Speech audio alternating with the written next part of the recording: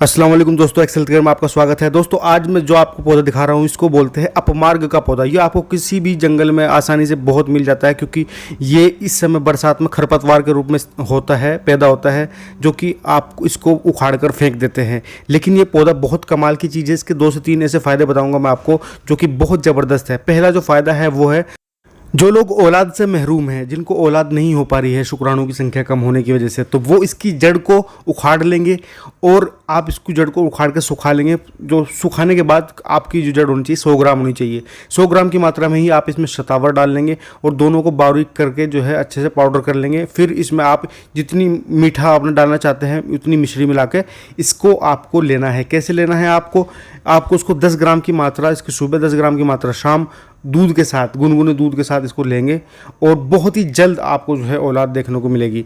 दूसरा फ़ायदा है दांतों के लिए। दांतों के लिए बहुत ही ज़बरदस्त चीज़ है ये। जिन लोगों के दांतों में दर्द रहता है, मसूड़े से खून आता है या फिर जो है दांत हिलते हैं, वो लोग इसका क्या करेंगे, आप जो है इसके पत्ते ले लीजिए और उनको उबाल लीजिए और उस पानी से इसकी आपको गरारे करने हैं। इससे आपके जो दांत हैं वो मजबूत होते हैं। तीसरा जो फ़ायदा है वो है, अगर मैं तीसरे फायदे की बात करूँ तो किडनी स्टोन के लिए बहुत ही रामबाण चीज़ है ये। इसकी जड़ को आप, ताज़ी जड़ को जो है आप पानी में घिस लीजिए और जो है फिर उसको पी जाइए। तो ऐसा आप कुछ दिन लगातार करने से आपकी जो किडनी के जो पथरी है वो टुकड़े टुकड़े होकर, ज़र्रा ज़र्रा होकर जो है बाहर निकल जाएगी आपकी। और इसके अलावा जिन लोगों को खुजली रहती है वो इसके पत्तों में जो है, इसको पत्तों से नहा सकते हैं। उबाल कर पत्तों को उबाल लीजिए आप और फिर उससे नहा लीजिए। कुछ ही दिनों में आपकी खुजली भी जो है गायब हो जाएगी।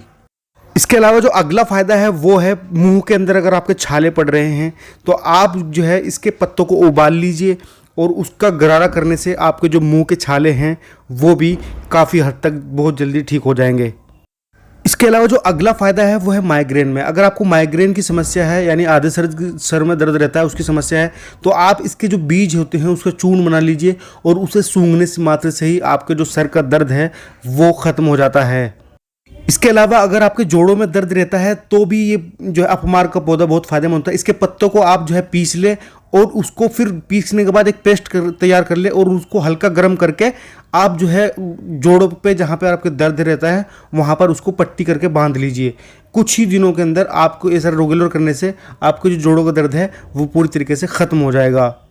जिन लोगों को भूख बहुत ज़्यादा लगती है और वो ज़्यादा खाना खाता है भूख लगने की वजह से, तो भूख को कम करने के लिए या फिर शांत करने के लिए भी अपमार्ग काफ़ी बेहतरीन चीज़ है। आप इसके जो है पत्तों का जो है काढ़ा बनाकर पिएंगे तो आपको भूख लगने की, जो ज़्यादा भूख लगने की समस्या है वो कम हो जाएगी, जिससे आप कम खाना खा पाएंगे और आपका वज़न नहीं बढ़ेगा। तो वज़न कम करने के लिए, जो लोग वज़न ज़्यादा बढ़ा हुआ है उनके लिए एक रामबाण चीज़ है ये। तो काफ़ी फ़ायदेमंद है इसके, आप इसको इस्तेमाल कीजिए।